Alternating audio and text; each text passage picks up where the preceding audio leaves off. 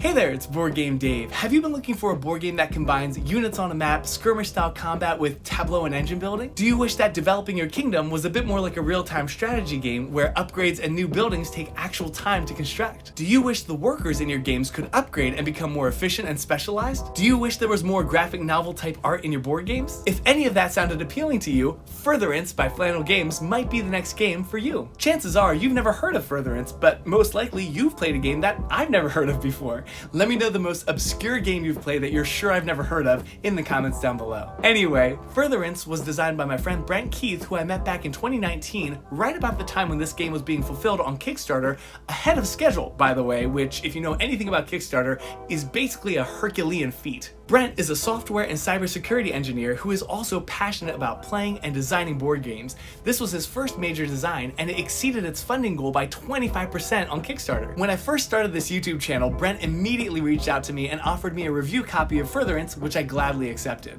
I've since played it at all possible player counts, including solo, and I'm very happy to be making this video going over why this game might be right for you. Let me give you a quick overview of this game first. Furtherance is a game for 1 to 4 players, ages 13 and up, that takes about 30 minutes per player. In this game, players each take on the role of rulers of various kingdoms in the land of Araya.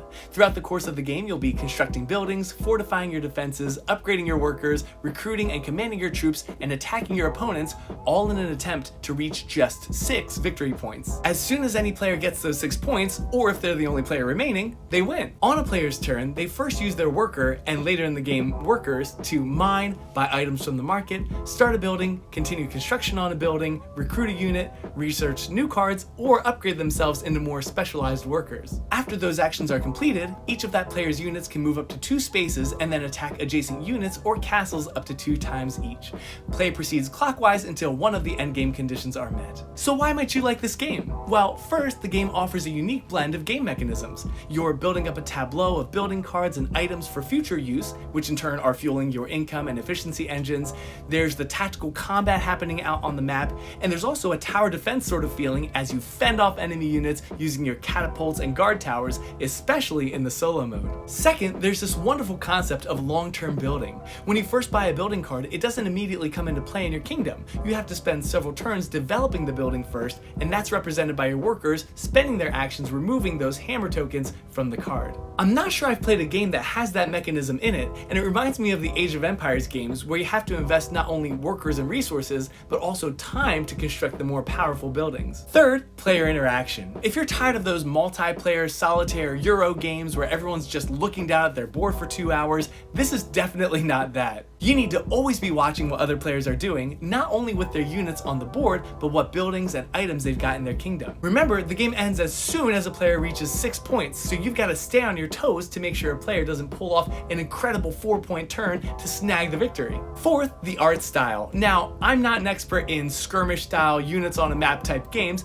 but I can't think of another game of this genre that uses this sort of graphic novel, comic book inspired art, and it might really draw you to this game. The art is whimsical, the characters are goofy, the technological timeline is gutted in favor of an alternate universe in which hard hats, poured concrete garages, and rows of sterile hospital beds coexist with catapults and Stone Age hammers. It's a fun and unique game that doesn't take itself too seriously and offers a lot of replayability as you explore different buildings and items as well as strategies and tactical maneuvers. So why might you not like this game? Well, first of all, this kind of game just might not be for you.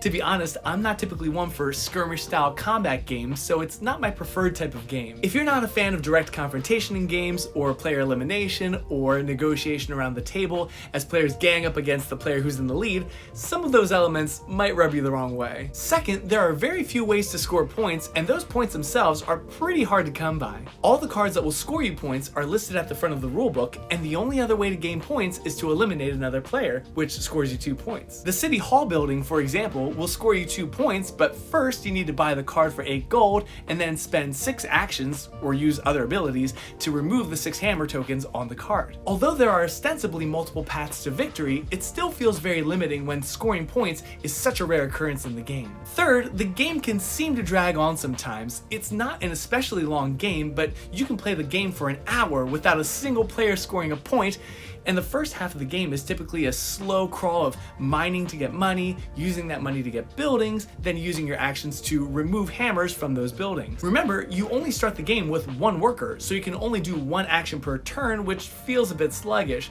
The positive here is that player turns don't take very long because you're only doing one quick thing per turn. And finally, the art. Now, Brent will be the first to admit that the artwork on this game is polarizing. Some players seem to find it really charming. I honestly really don't like it. Now, that's not a criticism of the game design, of course, but I'm finding more and more as I dive into this hobby and play more games that art and aesthetics are really important to me. Even a super hyped game with a top tier designer and publisher is not going to interest me if I don't find the art appealing. Now, all of this is subjective, obviously, but for example, take a look at Brian Boru. This game just came out last year and the cover looks like the front of a Sunday school book from the 80s. I'm not sure I could ever get over that, and the art in Furtherance just isn't doing it for me. So there you are, 4 pros and 4 cons for this game.